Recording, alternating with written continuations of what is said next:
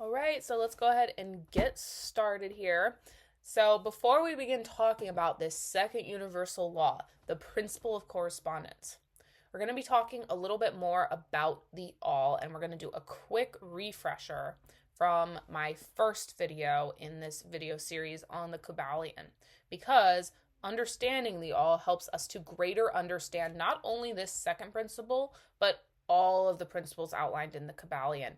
Now, if you haven't watched my first video, please go watch it as I dive much deeper into what the Kybalion kind of outlines the all's nature to be and all of these different parameters about it. Like there's certain rules about the all that they establish in the Kybalion. So my first video is very helpful for that. And it's really crucial to kind of have a really good base understanding of the all in order to understand the rest of these 7 principles. Because everything is stemming from what the all is, pretty much. That's what the Kybalion is basing the laws on. So I'm going to do a quick overview here, but the first video is going to give you a much greater understanding, so I'm going to have it linked below. So this slide is from my first video. The Kybalion coins the all as a base reality underpinning our entire universe. So this is the all. My arrow looks great. Okay. So that's the all, and everything in our universe is coming from it. So the thing our reality is stemming from, you can kind of look at this like in religion, what they say the creator is, right? But kind of how the Kybalion describes it, creator isn't even like a good enough term to kind of like describe what this thing is. It's so vast. But kind of like the definition of it, it's that base reality underpinning our material universe that everything is stemming from. Now, there's also 3 fundamental truths about the all that they established in the Kybalion. These are: nothing exists outside of it. It's all that really is. It's infinite and eternal, and it's immutable. So the true nature of the all cannot be changed. So therefore, anything that's finite, changeable, fleeting in condition cannot be the all. That's why, like in my first video, we talk about how the universe as a whole is not the all. It's stemming from it, but it is not the all in and of itself. And they also make this important proposition that nothing outside of the all, because of this rule here, nothing exists outside of it. Finite things must be nothing then in reality. But please don't get caught up in the illusion that nothing is real, as discussed in my previous video. The law of paradox is very important. Don't walk around with your head in the clouds like nothing is real. I just want you to try to keep these truths in mind as we move forward throughout talking about the second principle of correspondence. Okay, so now that you have a little bit of a refresher about the all, let's just add a little bit more detail about it, which will then lead us into the topic of correspondence. So this is a direct quote from the Kybalion. While all is in the all, it is equally true that the all is in all. To him who truly understands this truth hath come great knowledge. So the all is in all. Well, what does that mean? Okay, where are they getting this from? First video, again, we talk about like the principle of mentalism, which is basically this: the universe is mental, taking place within the mind of the all. So this whole universe is pretty much a thought occurring within the mind of the all. That's the major premise of mentalism. So the all is conjuring the universe in its theoretical mind. Therefore, all, aka everything in this universe, is in the all, because we are in its mind. The flipped version of this then is also true. So the all is in all. That's everything. Everything in the physical universe, the all is inside of. So we're going to do a quick example of this, and don't worry, you're not going to have to think too much because I've created this wonderful example for you. So right here, we've got Alfred, and he is going to write a story for us.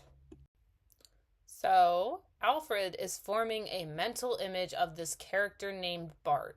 So, in Alfred's mind, Bart has this whole life story going on. He's got a wife, a pet cat, and a nice home in Miami, Florida. Bart's a partier. So, now here's a question for you, though. Are Alfred and Bart the same thing? Does Alfred equal Bart? And does Bart equal Alfred? Is Bart's spirit independent of Alfred? Or is Bart just a representation of the spiritual and mental power of Alfred?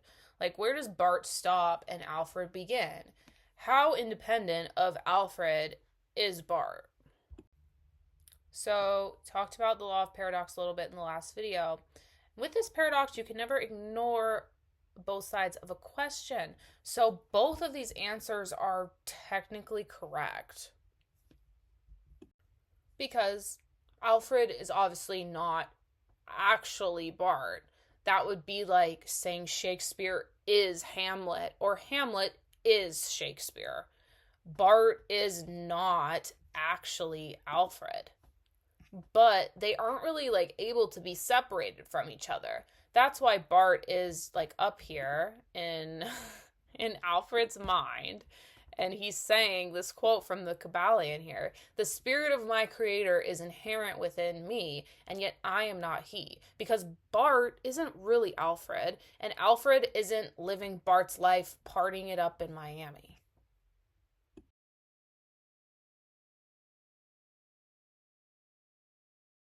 So pretty much the most important part of this example and what they're trying to like illustrate in the Kybalion is the recognition of the all within man is what begins your true spiritual development. So when you figure out that, hey, I'm not the all, but the spirit pervades the creation like Alfred's spirit pervades in Bart, the all is embedded within you as well.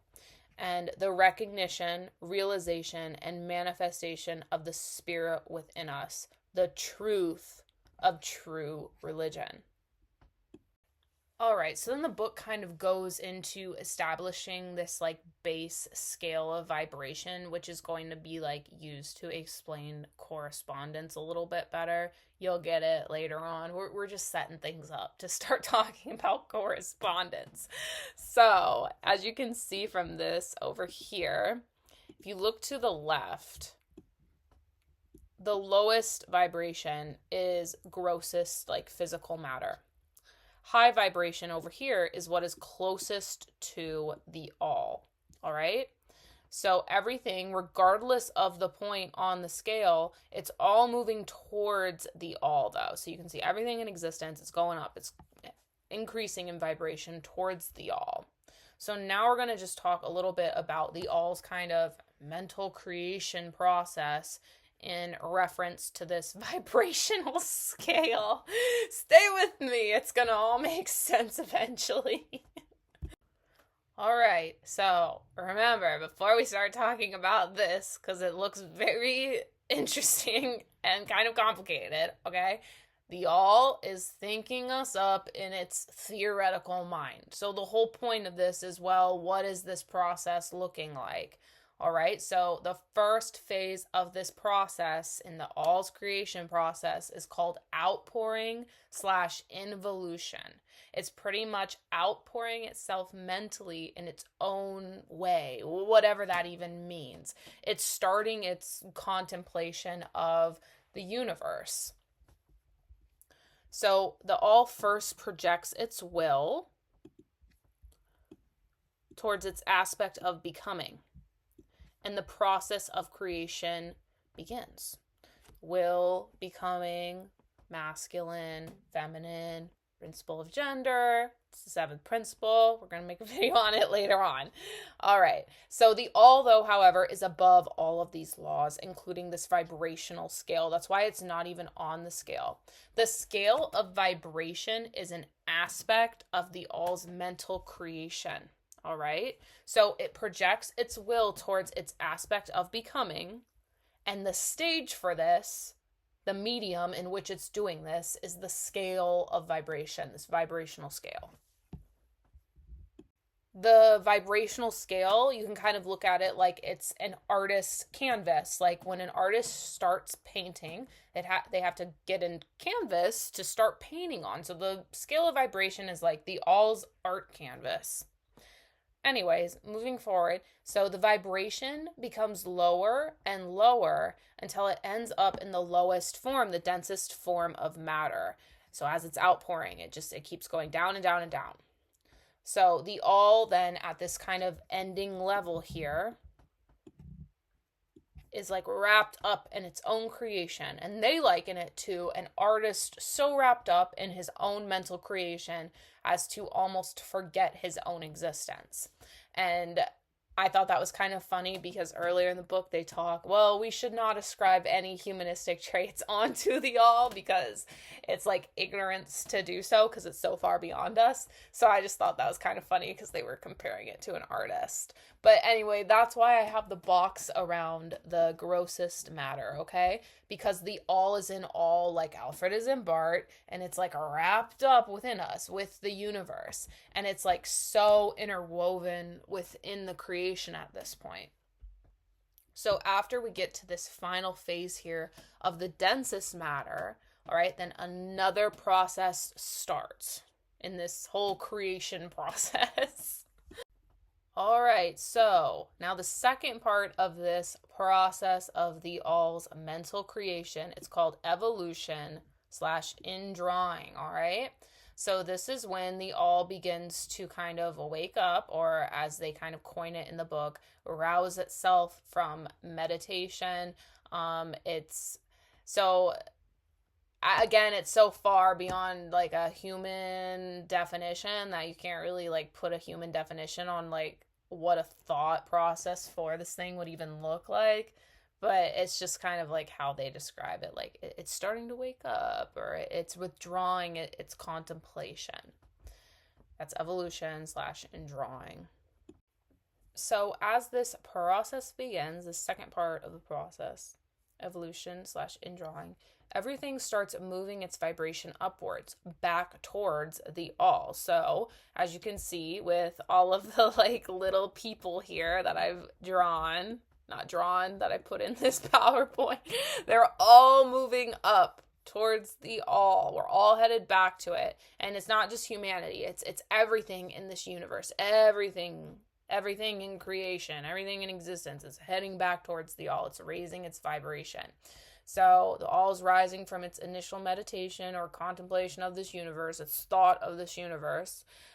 Everything is separate/individual as it's heading back to the all, but that which left the all as unindividualized energy. So when the all was beginning its contemplation, the energy, it was like a whole thing. But then as the density got lower and lower and lower, the vibration gets lower and lower and lower. The energy splits, according to this book. This is all a theory. This is all a theory, guys. I'm not saying any of this is real. But what then left the all as unindividualized energy returns to its source as countless highly developed units of life.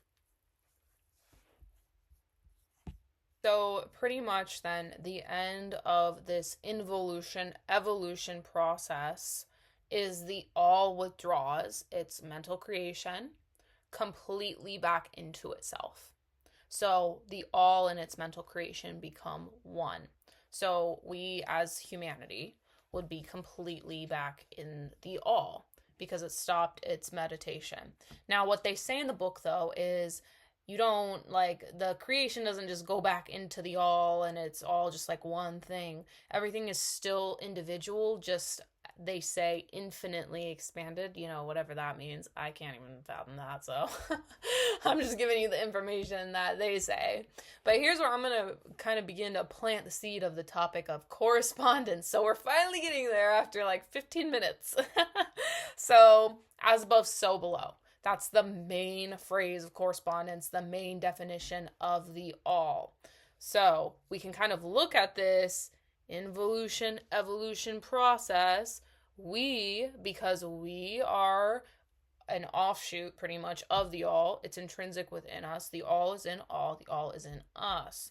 So as it draws us back to it, as above, so below, we do the same thing in our plane. So we as man draw back into our own spirit. As we draw back into our own spirit, or like our higher self, we move off the physical matter plane. And this is like our evolution process, just like as evolution into the all is its mental creation, coming back to it, evolving, moving in vibration up back to union with it. So one of the big questions that comes up when you hear all this is, well, why is the all doing it? What's the point, And so the man who, created this whole philosophy, Hermes, back in ancient Egypt, he was considered like one of the greatest of the greats. He was this big spiritual teacher, and they talk, okay, well, major religions are kind of using this philosophy today. They're taking from this original philosophy system. So when his students came to him and asked him, well, why is the all doing this? What's the point of all this? All he did was this. So, as in, there is really no answer.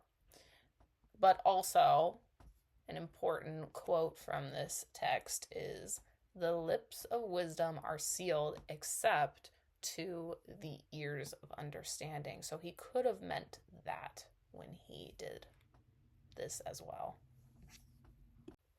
Okay, amazing. We made it through the rest of the background about the all, but I'm sure there will be more background later on as we get into other principles. But let's start. So, principle 2, the principle of correspondence, the second universal law. As I said earlier, as above, so below, as below, so above.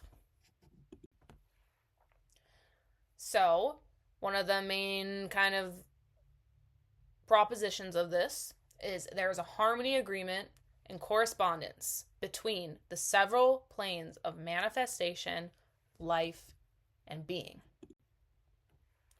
So why? How is there this agreement? What is this? What is this even talking about? Okay, so everything is coming from the same place. So all the laws apply to everything in existence on every plane, because it is all leading back to the same thing, and it's all coming back. It's all coming from the same thing. So everything is kind of living within each other. They say in the book, atoms, the mind of man, an archangel, they're all but degrees in one scale, and they're fundamentally the same. The only difference is the degree and rate of vibration. And so as you can see down here,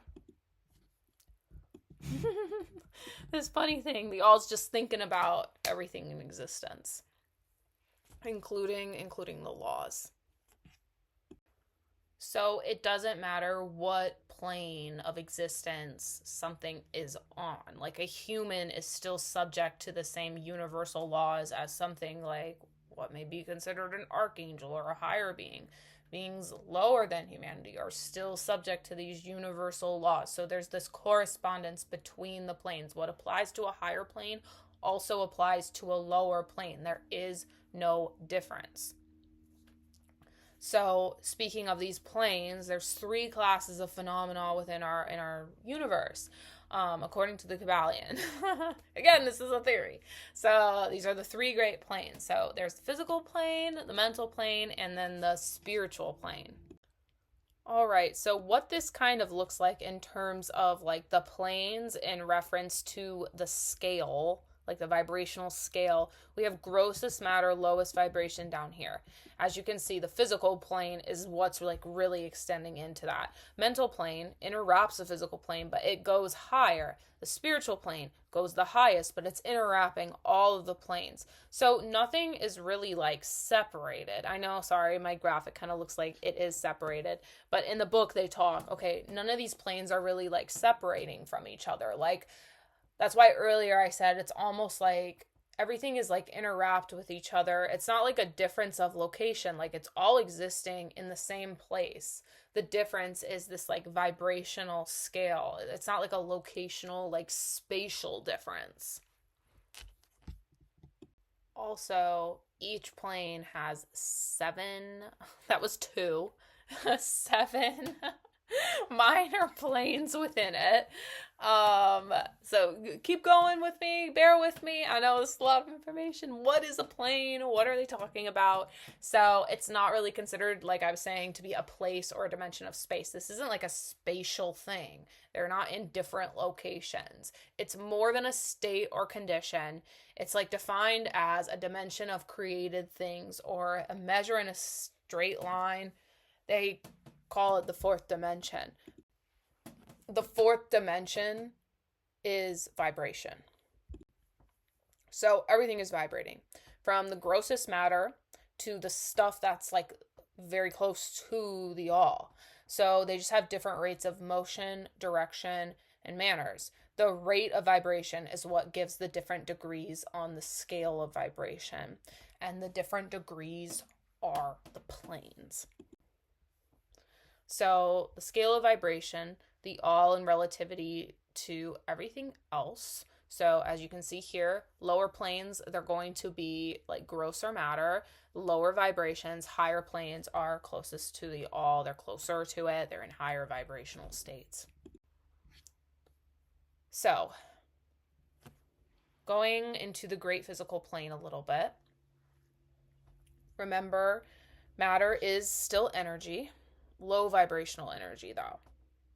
Also remember, all of this is supposedly existing in the mind of the all. Also, all of these planes have 7 subdivisions, just to make things even more complicated. So these are the things in the great physical plane. As you can see, there's 7 of them. So physics, material things, forces, manifestations, some matter, energy, and force. So when we look a little bit closer here, so the first 1 through 4, you can see, okay, well, the first plane, it's like solids, liquids, gases. And then we have, for the second plane, it's higher matter, radiant matter. The third plane, subtle, tenuous. It's unseen by our current science, according to the book. And the fourth plane, they call plane of ethereal substance, the ether. This is kind of described in the book to be like an elastic substance. I kind of looked at it like, oh, a universal like medium, like all throughout space. They say it aids in the transmission of energy waves like electricity and heat, and it connects matter to energy, and it has the nature of matter and energy, both. Moving on the great physical plane here, I got 5 through 7. So the plane of energy, these are like the ordinary forms of energy known to our science now, like heat, light, magnetism, electricity, attraction. 6, so plane of energy B, that's like mental, that's like our mental space. And then 7, the plane of energy C, this is like unthinkable to us. We can't even comprehend it. They coin it as like energy that's very, very organized, but it's unknowable to us. But they talk in the book, okay, like this is energy that maybe higher planes can utilize. Okay, so when we look at the great mental plane, our first plane is mineral mind. So these are minerals and chemicals. And in the book, they are considered to be entities, but they're just at a lower level of development/mind. Our second plane, elemental mind A. It is like invisible to science, to us, yet this is considered to have intelligence, the beings on this plane, like a middle intelligence level. The third plane, plant mind. These are plants, and in the book they are considered to have souls.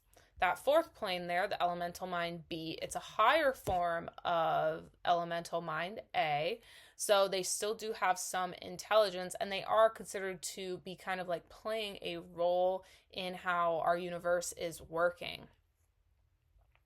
After that, elemental mind B, we have animal mind. Most of you are going to be familiar with that. That's just all of the animals. The elemental mind see now. Okay. So this affects humans and animals directly, according to the book.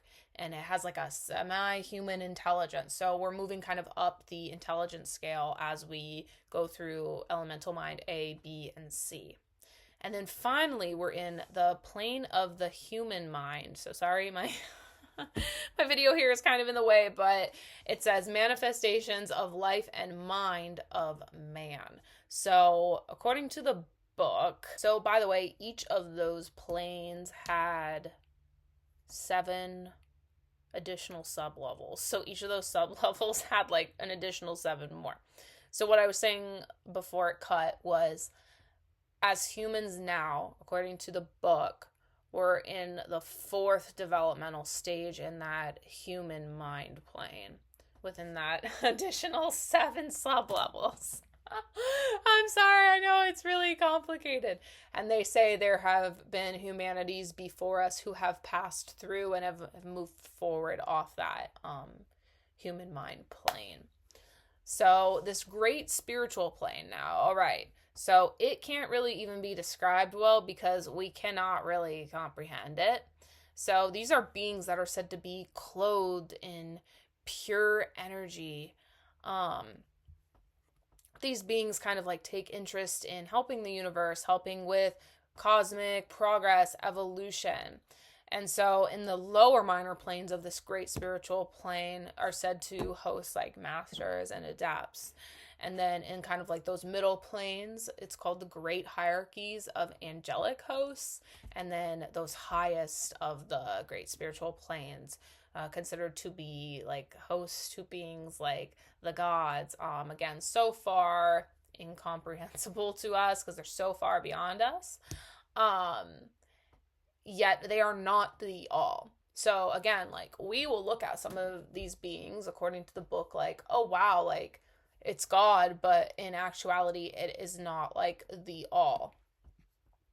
And sorry, again, my video is kind of in the way here, but this quote down here says, the beings on this spiritual plane, right? Their occasional intervention and assistance in human affairs have led to many legends, beliefs, religions, and traditions of the race, past and present. That's why I was like saying a little while ago, like, when we would look at them, we're going to like look at it like, oh my God, it's a god or it's a deity, because their state so far surpasses us, so we can't even understand it.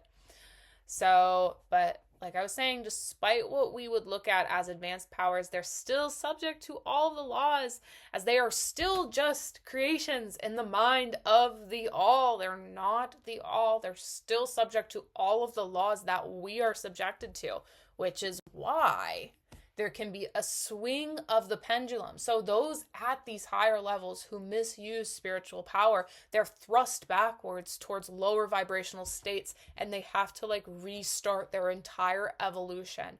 So they say in the book, striving for selfish power in like these spiritual planes results in the selfish soul losing its spiritual balance and falling back as far as it has previously risen. And that would be pretty agitating. So the law of correspondence, the second universal law, as above, so below, it's in operation in all of the planes of existence, inside of the mind of the all, man and what could be considered to be an archangel, subject to the same laws. Man and an archangel, subject to the same laws, just on a different place of the vibrational scale. And beings that move upwards on a scale, because they are still subject to the laws, if there's misuse of any like higher spiritual power, they're put backwards and they have to begin to rise back up. And so when we look at how correspondence works in higher planes, we don't have to think that it's any different for us. That's the main point of correspondence. Everything is subject to the same rules. What happens above happens below. What happens below happens above. All right. Thank you guys so much for watching. Please make sure to like and subscribe to my channel to see more of this kind of content. Drop a comment below if you liked the video or any questions that you may have. The next video in this series will be about the principle of vibration. So we'll be diving more into that in the next video. I hope you guys enjoyed. I hope this was helpful for you, and I'll see you next time.